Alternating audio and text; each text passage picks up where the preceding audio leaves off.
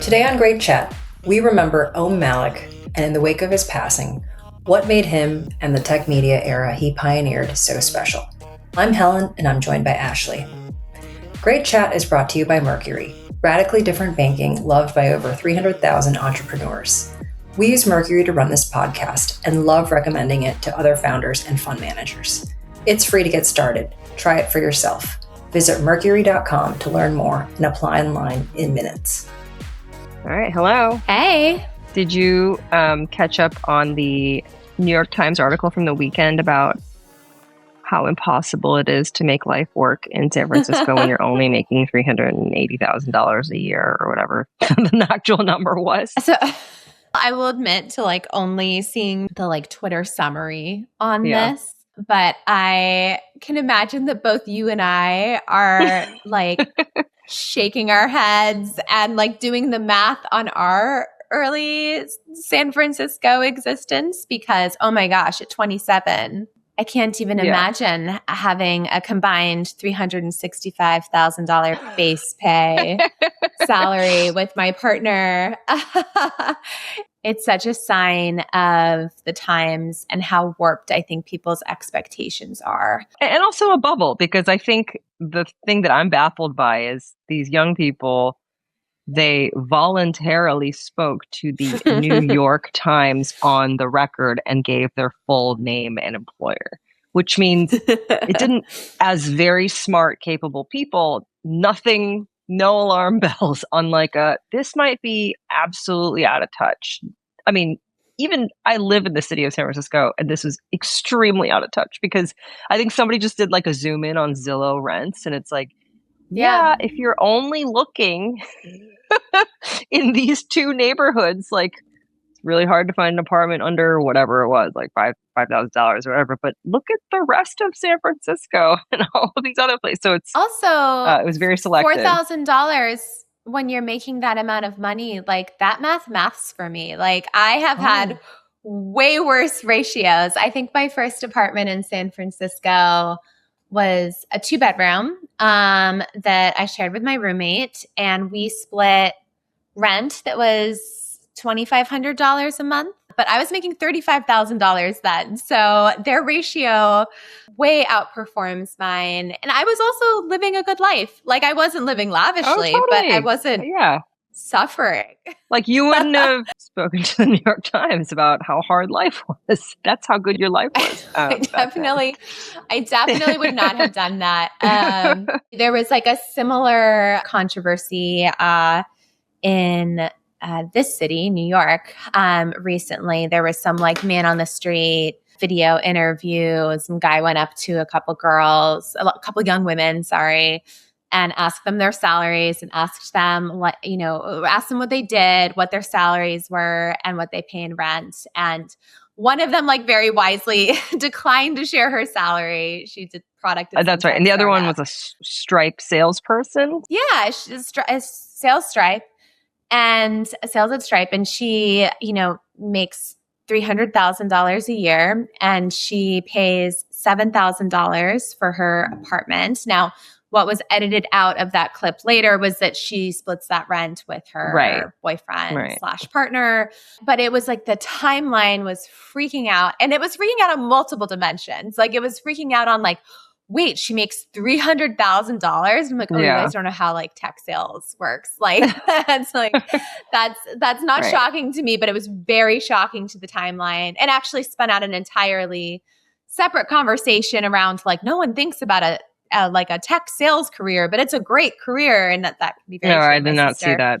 My sister went down that path for a while, but then also the $7,000 rent, which I think if you live in New York, you're not blinking at that. Of course, that kicked off a whole what is the right ratio of after tax salary to rent. And I think people who live in cities like New York and San Francisco are very used to having a higher ratio of, a higher portion of their income going to rent or going to mortgages, because that's just the price of living here and all the opportunities that come with it. But a lesson to young people, don't share your salary. with the internet. With the New York Times. So, well, so one sort of short rabbit hole I went down was like how I have this feeling that this is a very San Francisco specific phenomenon. And New York has always been expensive. New York, there is no ceiling. If you want to find an expensive apartment, it's like there is, there is no limit why I to how moved expensive they neighborhoods can recently. get. Yeah, but like New York is still to me a place where you go somewhere and there are all types of people there. And I mean that in like every sense of the word. And in San Francisco, so I'm like in Ohio visiting my sister, and she is the reason why I moved to San Francisco 20 years ago. And sort of like reflecting on what is the like biggest change, right? There's all these things that have changed. And I keep coming back to, I think when I moved to San Francisco 20 years ago, tech was this small thing. Like there was always tech, but it wasn't, there was also finance. So San Francisco was very much the West Coast finance capital of the US, right? And now it feels like San Francisco is a single industry town and everyone in the city works in tech. Therefore, the rents get adjusted to that versus accommodating for needing housing, adequate housing for every single group to make a city be successful. And I think that post-pandemic, we started to see a lot of restaurants struggle to have like wait staff because there were just no people within, the city limits or even like a short commute. And so I just can't imagine something like that happening in New York City. One, it's just so much larger of a population. But I think the other thing is just like New York has always been a place where you can find a very cheap, small apartment somewhere in like even a pretty good neighborhood. Yeah. I mean, you're probably not living in the West Village and, right. And waiting on tables, although maybe you are while you're going to school. And if you have like help from parents, which is not uncommon in New York. I think the thing that blew my mind about New York when I moved here was how much having a subway system changes everything. Because like a subway ticket from a far out, stop in a non-Manhattan borough costs the same amount as like going one stop within. And so it's like kind of a great equalizer. And I think the housing shortage was already a problem in San Francisco, right? Because it's such a small, like geographic footprint. And I remember even, in my 20s and 30s in San Francisco, like, there was already stories about people commuting like 2 or 3 hours to get into the city for their jobs and how that was making it impossible for teachers or, service workers, et cetera. And so I can only imagine how strained that is now when like everything is getting so prohibitively expensive. But yeah, people expect New York to be expensive. And then New York, you can actually be quite creative.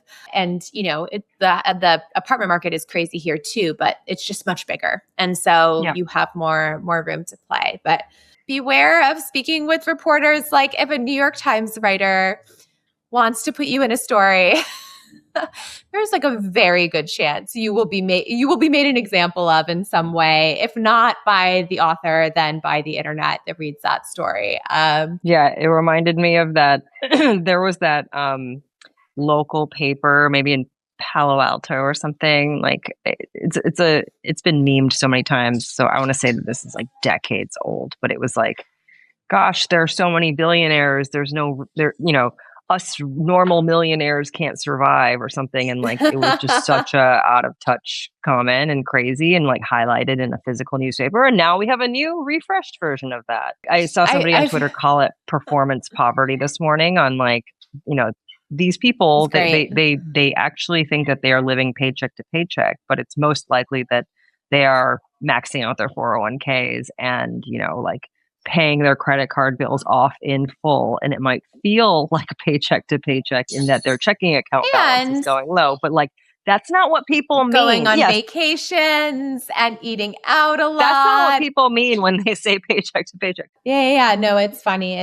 I've become an unwitting lead for a story before, but it was like humiliating in a different way. I think I had tweeted about it, but I was at this cafe near Caltrain. I think it was called the Creamery. Do you remember this place? It was like Yeah. Near Caltrain. Do you remember? Totally. Like that was, it was like an institution. Zero ambiance. And zero ambiance, but yeah. but a useful It was like on location. a corner. And yeah, 3 parking spots and just like dust from the Caltrain, just like. Exactly. And I don't know why I was there, but I was there for some reason. And some guy came up to me and he was like, "Hey, are you single?"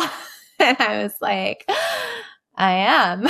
And then he was like, "Do you want to try my new dating app?" And I like tweeted this as like a self-deprecating thing. And then I became the lead of a San Francisco Chronicle story about dating in the city. So that was my oh my gosh, that's incredible. And I will be Googling that immediately. That was my claim to fame. I had like put it out on the internet. So what can you do? Speaking of New York. Oh, yeah, wild election last week. Yeah, I liked your take on it. Whenever the ultra political San Francisco tech crowd starts poking at New York, I'm like, oh God, something happened. So honestly, I felt like there was more commentary from San Francisco than there was from New York. I know. And it's like all of us are watching all of the same people say like New York was the greatest city in the world and now it's over. Everyone needs to move out. And it's like, I bet Mamdani's approval rating is like through the roof and people seem really, I was just there in June and it was like the happiest week I've ever seen with the Knicks and weather. And I was about to say that Knicks bump is like, you know, but anyways, New York and Mamdani are having a moment. The fun thing that I picked up on was if you looked at the folks who like kind of did not perform well in the election, they are like huge Twitter personalities. And I feel like all we read on Twitter is how Twitter is real life. Like you have to build a following, like screw the mainstream media, right? And then like it was Jack Schlossberg, and George Conway, so Kellyanne Conway's ex-husband. You know, these guys are like super posters. They have huge followings and, you know, across different social channels and great personas for social, and it just didn't translate to votes. So I was like, "Ooh, what does that mean?" And the guy, you know, and the winner, very low profile, you know, not a tweeter, and so it's like, oh, that's a narrative violation. I know what to make of that. But I mean, I bet if I like went door to door on my block and asked how many people were like on Twitter, it would be very few. It would mostly what be do you my house. mean, Ashley? Yeah. I think like it's just such a good reminder of what a little bubble it is. I loved Angela's question, which was, if I live and work in San Francisco, but I'm not on Twitter, does that mean I'm technically outside the bubble? And I was like, ooh, thought-provoking. I mean, one version of the bubble, yes. I think, Angela, since you work in venture, you can't be outside all the bubbles. So true.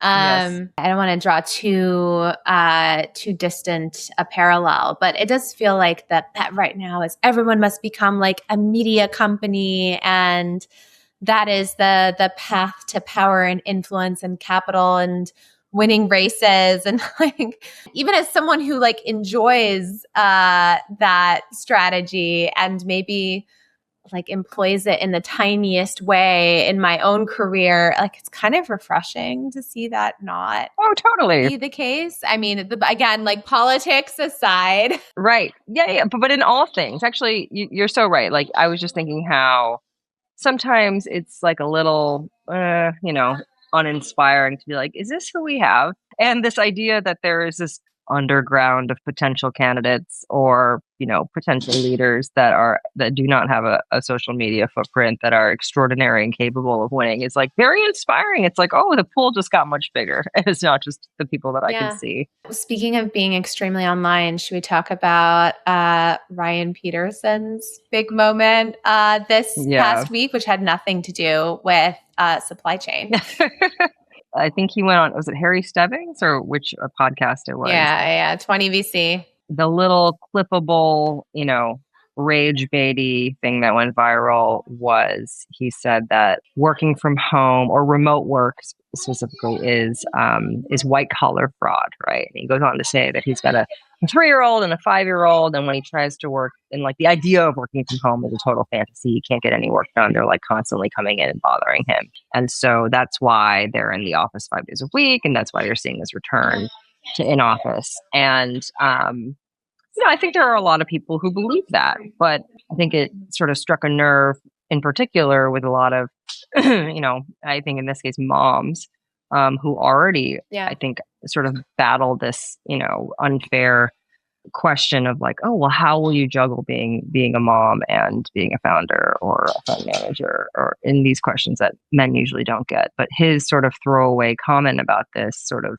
I felt like it sent us back in terms of like, oh, great. I mean, there are so many parents, they're usually millennial parents, who talk about even just being able to work from home 2 days a week and how much that helps them, right? Not having to commute specifically.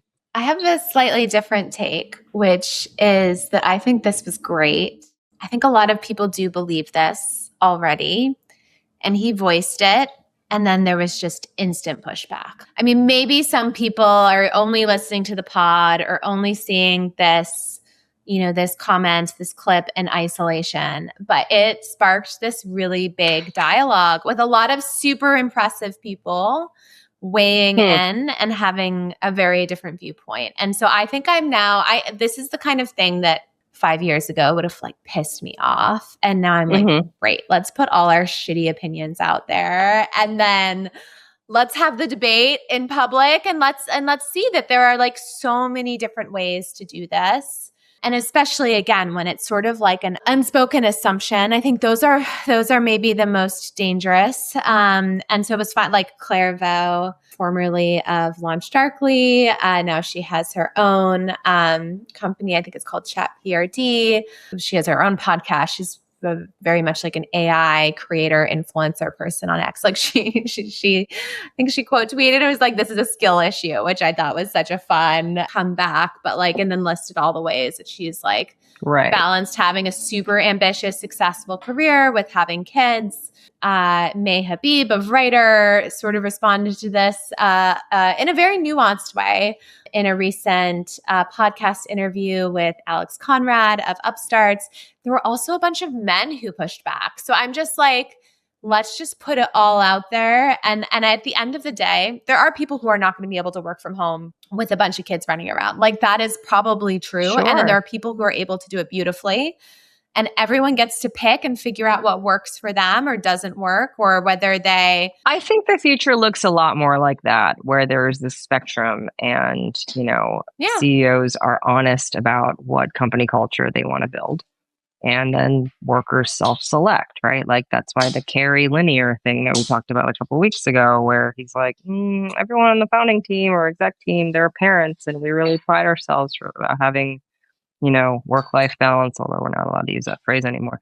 And like Linear's doing great, and so maybe there are people who are keeping score, and they're gonna get real nitpicky on like, well, enterprise value accrues at the when people are in office and 996ing or whatever. People are going to vote with like what job offers they take, where they deploy their capital, like, and that in my mind, that is fine. I have 3 close friends who took jobs at OpenAI over the past year or two and who have kids, and they all approached it in a very similar way. They were like, I made, a pact with my husband or wife, and I'm going to go work at OpenAI for 1 year, and I'm going to 996 it and never see the kids. And basically my partner is going to be a solo parent, but that 1 year will get us 1 year of vesting. It'll give me a bump on my resume because it'll refresh, having been at like this really recent AI company.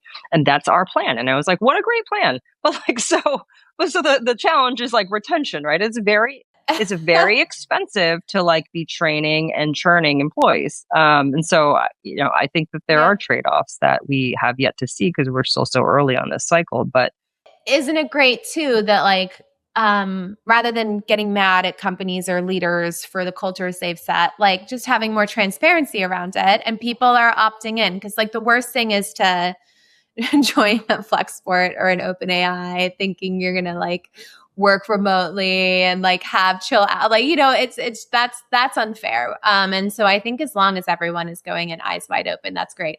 It's funny, when I first saw this clip, I was like, oh my gosh, I saw Harry Stebbings' excerpt, and I thought he was the one who called it white collar fraud. Yeah. And I was like, he did Ryan Peterson such a disservice by framing it that way, because otherwise this is just like Ryan saying what he's capable of. And then I listened and I was like, oh, Ryan, you've gotten too good at the internet because you did this to yourself, and you sound like an asshole when you could have just sounded like a human being who's like figuring out what works for you and what you believe, and, you know, and how you're setting culture at Flexport. So it's also funny. I think sometimes people in an effort to get engagement max to make things worse for themselves. But who knows, maybe this is considered a huge win by Ryan and his team. Maybe. Should we dig into our main topic for today? It's a little bit sad. A lot sad. Definitely sad. I was going to say, like, the second half of last week was sort of like a wash. We had some very sad news that Om Malik passed away at the very young age of 59. You know, what followed, which should have been predicted, but I don't think that we had seen anything like this in quite a long time, was like sort of an outpouring of love and remembrance. It just felt so different than how people usually mourn somebody in this industry. So Om, he started GigaOM, I think it was 2001. Yeah, he was doing it on the side for the first years. And I think in 2005, I want to say, he went like all in on it. That's right. But he had a career, you know, he was a reporter at, where was he? Was he at Forbes? He was at Forbes. He was at Red Herring. He was at Business 2.0. So a lot of the, like, obviously Forbes is still around, but publications that defined a certain like earlier era in tech. Definitely. Yeah. And then, so to me, I mean, my personal story with him was just, I worked in advertising, never paid attention to tech or the startup scene, but then I started, you know, an interview process at Facebook, and I needed to get smart. How does this industry talk, and what does any of this mean? And I remember reading GigaOM pretty religiously. And so that to me was like my sort of like my 101 into the startup and tech. Your indoctrination. Totally. And what a great guide, right? What a gentle, wonderful, wonderful guide. And so I think GigaOM eventually shut down in like 2015, and Om, you know, became a full-time investor. So he started as a venture partner at True while he was running GigaOM, and then he became a full partner, and then eventually a partner emeritus. And so he would still duck back in and do some fun things with the team. And so I was so lucky to be able to work with him during my venture partner gig. And so very sad for the team at True. And so the thing that, you know, we've been wondering is like, what made him unique? And then what about these tributes? You know, what are some themes that are coming out that feel so unique and frankly, like really different in this moment? I saw a Hunter Walk, you know, short post where he was like, at a time when, you know, tech is sort of like figuring out its moral compass, like we're losing, you know, people who figuring out is a nice way to put it, Helen. What did he say? Spinning? The moral compass is spinning? Yeah. The implication was like, we are not in a great place. And that wasn't meant, I didn't think, to be political, because I don't think Om was known to be political. But what he was known for, and you can read this very clearly in a lot of the tributes, is that he was very honest, and he always spoke his mind. And founders felt like they could count on him to be very honest about what he thought of their product and their ideas, but in a way that made them feel supported and cared for, like he was on their team. And so, you know, held back no punches, whether it was just in person, you know, dialogue, or in a review, like in a actual like tech review, like in his newsletter. And I think that that's pretty special, because today, in this sort of like, you know, rage baity, pick a side sort of thing that we're subject to, that is so rare. And so to be able to both be honest and critical, but also do it in this way that was full of love, to me feels pretty unique. Yeah, it was. I think you knew Owen better than I did, given the true relationship. I crossed paths with him a handful of times in my early PR career, and also a little bit socially. I have a lot of friends who are like very close friends of his, and he officiated their weddings or godparents to his children. I was blown away by the tributes, not the depth of them, but the sheer number. Like, I knew how important he was to, a group of people that I know quite well. But then, like, it felt like dozens or hundreds of stories and tributes with like that same level of depth. And I think for folks who, obviously Ohm was like very prolific in his blogging days, but he was also like an introvert, and he was kind of quiet as a person. So it's just like amazing to sort of compare like what you know of someone's persona with like, oh my gosh, like I don't know how he scaled his friendship and his empathy at the level that he did, and over so many decades. My Twitter feed and Instagram feed and text messages were like, filled with Ohm tributes and memories. And I was just like, wow, this must be so confusing to like a 20-something in tech, assuming that they're even seeing what the algorithm is showing me. How can one person not only have touched so many lives, but like be so beloved, especially in this era when there's a lot more contention and controversy between, the builders and the people who are covering tech. And so it kind of like brought me back to, the earlier, and we sort of entered, Helen, the startup industry around the same time. And I think like the thing that made this possible, aside from, there's the specifics of Ohm as a person, but then there was the broader context of like how small the industry was then. How could he have officiated this many weddings? How could he be a godfather to this many kids? It was small, and he was like spending time with founders for years before writing about that. You know what I mean? These were actual relationships. It was far less transactional. And I think to your point around the seeming disconnect between he was beloved, but also he was like critical and honest, and how can those things coexist? Like, I feel like tech was not only small, but it was like younger and maybe more fragile coming out of like the .com bust. And like I think he really came at it from a place of like wanting to make tech better, like products better, companies better, leaders better. And people felt that intention. And so it was like a very human time, and it's very hard to reconcile with, obviously there are real relationships what happens being today. Formed today, but what we see, the performance that we see every day on various social media websites is much more antagonistic or much more transactional or much more marketing oriented. And so that like, it's just fascinating how much things have changed in like, just the past couple, not even 2 decades. And I think like this moment has been really like emblematic of that.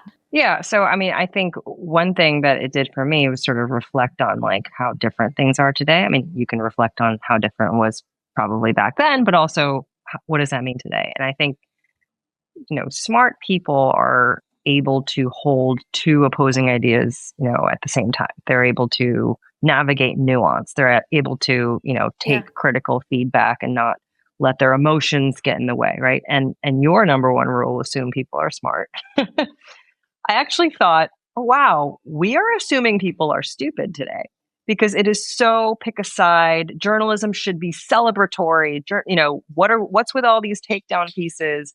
Why can't we just be positive? And to me, that's like, oh, we are treating our audiences as if they're stupid. And so to me, like that, it made me think about, imagine it being a young person starting your career, and that's what you see, that you're treated. It's like pedantic. even if you go to Ohm's Twitter, right, like the pinned post that he has literally is from November 2022, a month after Elon bought the platform. And it starts with less Twitter, more writing, or less Twitter, more internet, or something like that, where it's like, it doesn't mean that he's going to stop sharing his perspective and stop, writing and, being a part of this ecosystem, contributing to it whatsoever. But it's just like, this is not the way I want to do it. And, and then you look at one of his last tweets before he passed, which was like him standing up for Keith Rabois about how he's an excellent investor. And it's like, and Keith is an excellent investor, but he's a jerk on the internet, right? And he picks fights all the time. And so I think that we don't have what we're saying when we say it's so hard to think of who would be a modern day equivalent. Yes, for all the reasons that we discussed and more. But also, I think that it's like we haven't normalized this idea of like caring feedback or the ability to be honest and not be like a takedown piece full of ill intent or something. Like we've it goes both ways. I think a lot of the orientation of journalists today is like speaking truth to power, holding power accountable. Tech has become this like massive industry and incredibly like politically influential. And just with the recent SpaceX IPO and the Anthropic and OpenAI IPOs that are supposedly coming, just like these like mass wealth creation events that put anything that we experienced earlier in our careers, in perspective. And so I think journalists are coming in with this more sort of like combative orientation, which makes sense. And yes, in turn, the industry is in a more sort of like defensive posture, and also is like, well, we'll make our own media and we'll put our own stories out there. And so there are, of course, exceptions. And a lot of the people who are posturing on the internet are also having conversations with reporters and editors behind the scenes. But the sort of default mode is one of, like antagonism. And that's so different. That's so different than things were back in the day. It's funny. I did a little bit of research because I didn't actually realize that almost like had started GigaOM alongside his like professional journalism career and was doing that on the side for a number of years before going all in on GigaOM.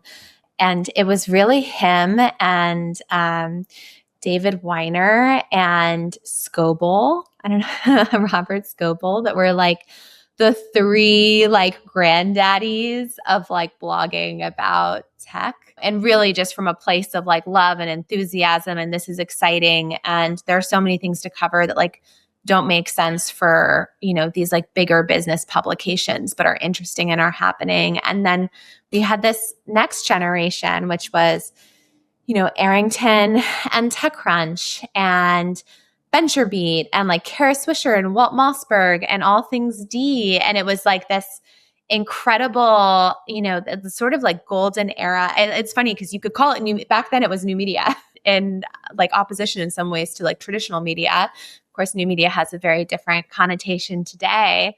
But it was like this golden age, and these people were enormously influential, but also enormously accessible. Like I met every one of these reporters. I remember going to Yes, not to date myself. I met all these reporters at like the TechCrunch Crunchy Awards. Yes. Oh my gosh. I was chatting like about person, that with Gabe the other night. I was like, black tie. Could a young person even conceive of the Crunchies? Like the Crunchies were, we called it like the Academy Awards or the Oscars of tech. Startup. And it was so dorky, but it was so wonderful. And like all the big players would go. Like I remember like Kevin Systrom was there and like Travis Kalanick. And like we'd all get really dressed up, which is hilarious in hindsight. Like I remember wearing like cocktail dresses.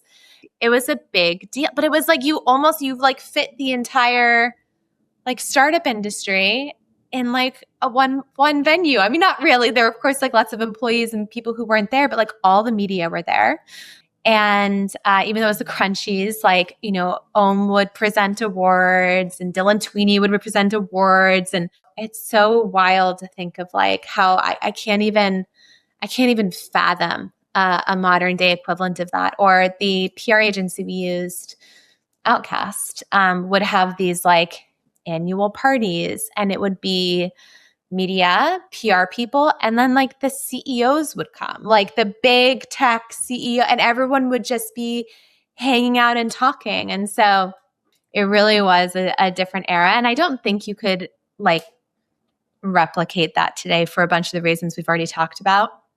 But I think a lot of people in their stories about Ohm they're also sharing stories about like a different time and tone in tech, and like feeling a lot of nostalgia for that moment when things were a little more pure and innocent and scrappier and friendlier. And there was still like, I saw Michael Arrington wrote a tweet about Ohm, and it was beautiful. It was something like we were peers and competitors, and because we never needed anything from one another, like, the relationship was always easy. And MG Siegler, who was one of the sort of standout TechCrunch writers back in the day, wrote this like beautiful piece about getting into tech blogging and how inspirational Ohm was for that entire ecosystem, but for him personally,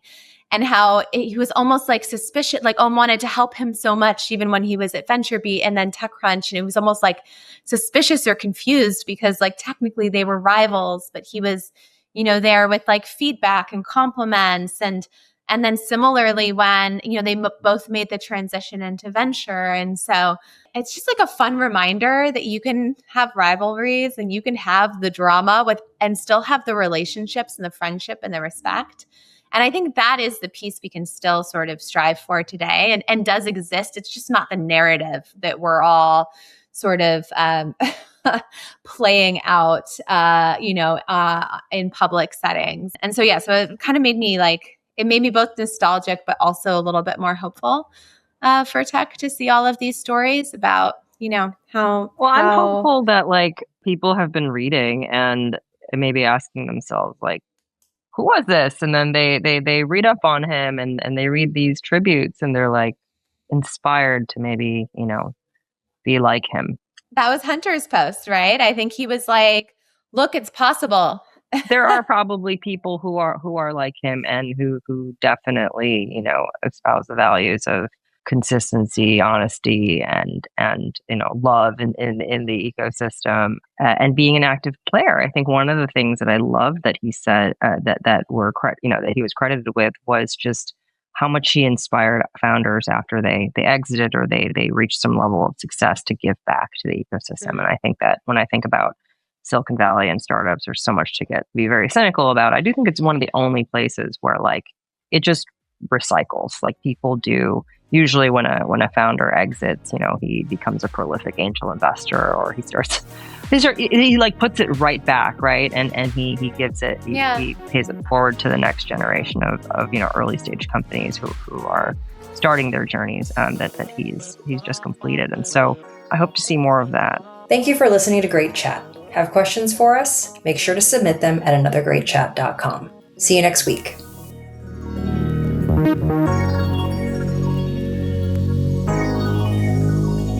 Thank you.